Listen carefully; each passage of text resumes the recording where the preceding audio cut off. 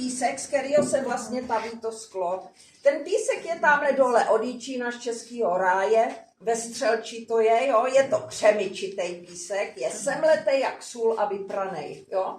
A do té pánve přijde 500 kg skla a z toho je 350 kg toho sklářského písku, jo, a 150 kg jsou ty přísady, jo, a ty přísady jsou sklářský písek, soda, potaše, vápenec a uhličitan párnatý, jo, a to se všechno smíchá dohromady a do každý té pánve, jo, je jich tam 8, přijde těch 500 kg.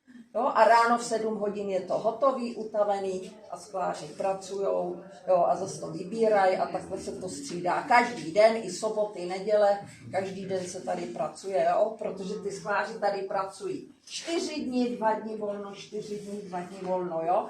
Teď jich je tu 20 a 10 jich je doma a prostřídávají se. Aha. A co je ta potaž? Ta potaž to je takovej popílek ze dřeva, jo? Ze dřeva a dávají se tam chemické přísady do toho ještě, jo? No a tohleto je ta forma, jo? Je z bukového dřeva a děláme si je tady sami, jo? Máme tady truhlárnu. Takže každá ta forma, jo, má svůj tvar na tu skleničku, jo? No a tohleto potom tady vidíte ty přípravky všechny, to je na ten stonek dole, jo, a tohle to je na ten podstavec, to vydrží taky 5-6 dní, vypálí se to, dává se to pořád nový, jo. A tamhle to. A musí být jenom nějaký...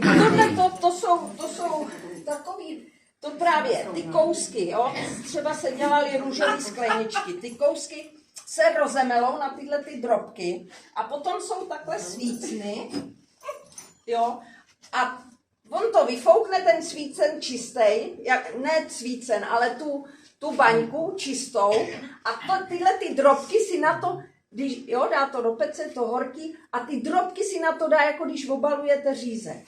Jo, se to na to nalepí, dá to do pece a tím horkem se to zataví do toho skla. Jo? On to vždycky 2krát to obaluje a se toto. A podle toho, jaký jsou ty kousky semletý, podle toho jsou ty barvy, postupně tam uvidíme, jo, více těch barev. Jo?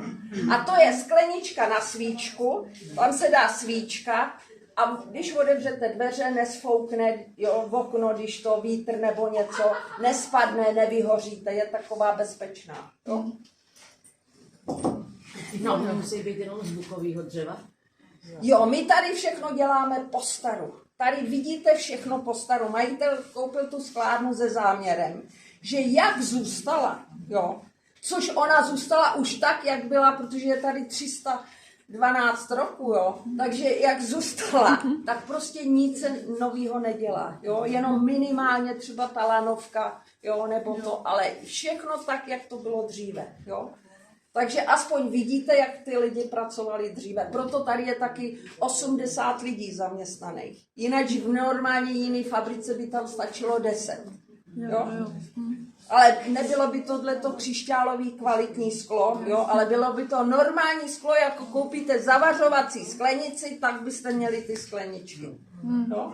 A tady to sklo můžete klidně dávat do myčky, nikdy se vám nepoškrábe, je tvrdý, nepraská tolik, jo, prostě, no. Kvalita. Takže, teďka půjdeme do brusírny. My tady máme brusírnu z roku 1895, kde všechny brousící stolice jsou ještě poháněny řemenovými převody od náhonu vodní turbínou.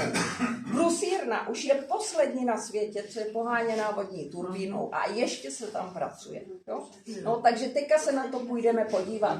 A teďka vám ještě povím, jak ten brusič teda brousí.